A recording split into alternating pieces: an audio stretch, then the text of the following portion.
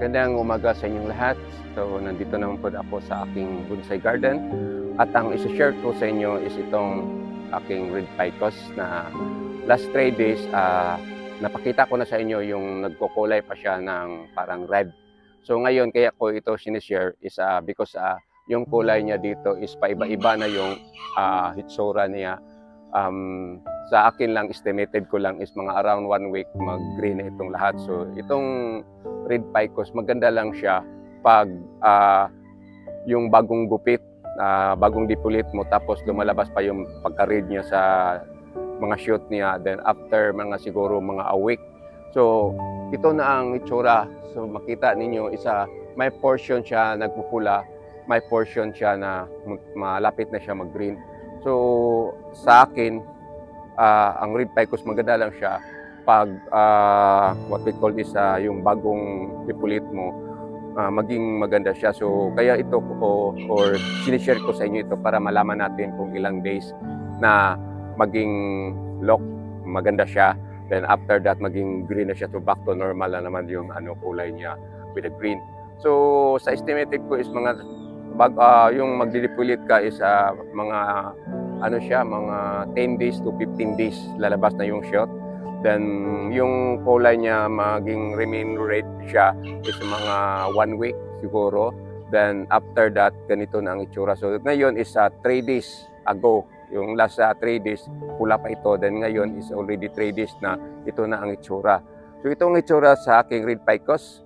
So ngayon ang isi-share ko naman sa inyo is punta naman tayo dito. Ito namang aking what we call this tugas bato. Dalawa lang ang paskig kong tugas bato. Itong isa is as you can see, isa parang mamatay na yata. So ang nangyari ito, kaya ko sinishare sa inyo is over na sobraan ng abono. So overdose ng abono. So lagi ako naglagay dito ng 14-14, kaya sinamahan ko ng urea. So ang nakalaya tanan sa dahon niya or naging ganito yung itsura niya because of the urea. Urea is very strong. So yun ang itsura. So mabuti na lang ito lang isa what we call is tugas bato ang natamaan sa aking mga bonsai materials na nandito sa aking paligid. So ngayon ang gawin ko para i-share sa inyo is ito ng aking marketed na tugas bato. Yung minarkot ko dati, na i-vlog ko rin ito, tapos naglalabasan na yung mga ugat, so need to cut na naman. So ito ang dadalhin ko doon at ililipat ko ng pot itong minarkot ko, so maging 3 na itong bonsai materials ko. So let's go. So ngayon ito na ang aking minarkot na tugas bato, nagkaroon na ng ugat. So bali ang mangyari dito is maging 3 na itong aking bonsai materials. So additional bonsai materials naman sa aking collection. So ang gawin ko dito, tinanggalan ko muna ng plastic para makita niyo yung root.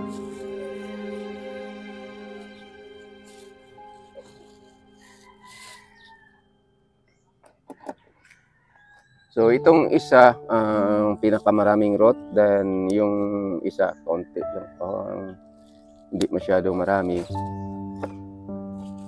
So kaya tinanggalan ko ito ng plastic para makita ko kung saan ko sila putulin, kasi ang gawin ko nito is pag malipat nito sa bonsai pot, yung manipis na bonsai pot gagamitin ko para malubon siya maayo ba.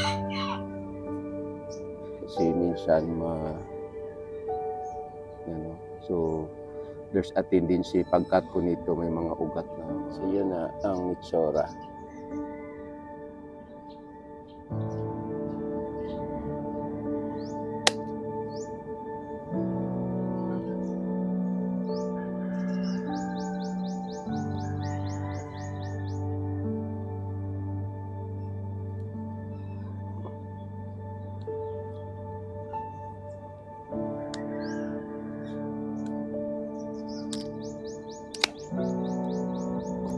So ito na yung dalawang namarkot ko na tugas bato.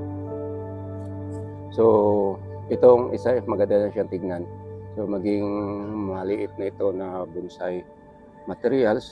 So ibaba ko muna ito. So ibaba ko muna ito sa planggana. Tapos so ngayon itanim ko ito sa plastic bag, plastic pot or ano itong tawag nito para ma-establish ito. For the meantime, then pag ma-establish na ito, marami ang ugat na mag-ano dito, ilipat ko na ito sa bonsai pot. So, tanggalin ko itong aluminum wire na tinali ko para hindi ma-distract yung root pag lumalaki na yung root. So, ito na lang moss ang iiwan ko.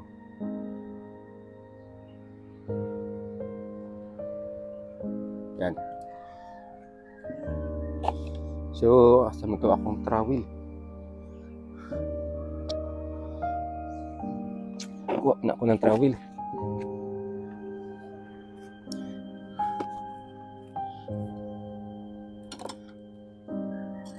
So, ito ang estilo ko sa pagpadami ng aking mga bonsai materials dito. Yung mga matangkad ko nga bonsai, yun ang minamarkot ko para maging marami. So after this na ilagay mo na ito sa area na hindi naka-expose ng sunlight muna. So may ano na ko, maliit na bonsai materials here. Ito namang isa. Kaya lang yung ngayon isa, kaya sinishare ko sa inyo nito, no? Saka yung red ficus ko. Kasi ang nangyari para malaman naman ninyo na hindi lahat ng maggawa tayo ng bonsai na puro successful. Mayroon ding mga diberiya like yung napakita ko sa inyo, yung namatay yung isang ano ko. Tugas pa to na cascade. So tapos na. Lagay natin dito. Then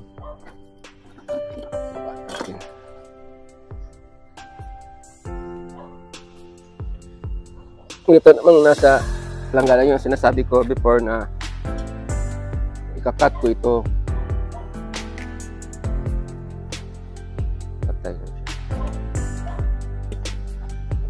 Yung pinaka gawin ko ito isa parang exposed note. Then ikakat ko dito na pinaka baba. Yan.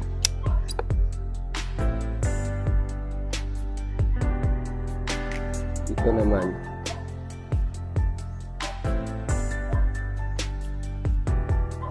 Yan. So, ang mangyari nito, pag tumubo ito, hanggang dito lang pataas. Makita dyan sa camera. Ang gunting. So itong mga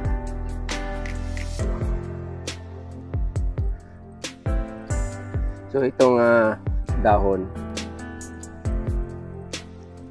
try ko muna na lang iiwan yan. Kasi tinignan ko pa yung itsura niya kung ipaiksi ko pa siya ng todo.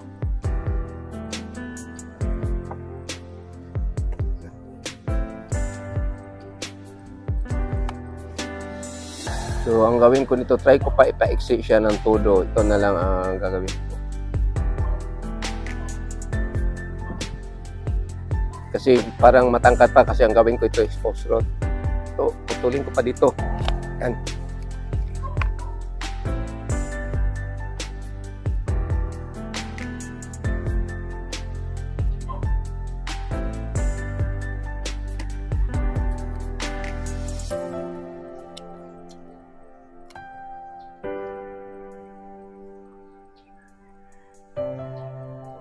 For this time, ito lang muna. So hayaan kung may mga lumabas dito ng shoot na area, so gawin ko ito is grouping here. And ito dito sa gawas, dahon na naman dito. So this is optional. Kung tanggalin ko ba ito, ipapatuloy ko ito kasi gusto ko maging 3 yung grupo niya.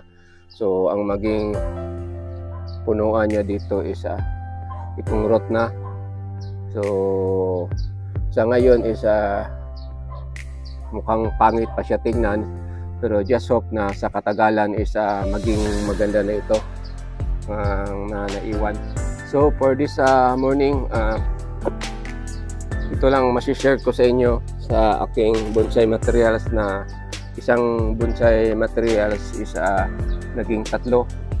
So bagali mangyari nito is naging 3 maliit na bonsai. Dan itong isang bonsai ko is itong naiwan is maging exposed root bonsai materials na siya. So ito lang masishare ko po sa morning kung paano magpadami ng ating mga bonsai dito sa ating bakuran. So again, maraming salamat sa panonood. God bless you to all of my viewers and subscribers. Have a nice morning ahead with you.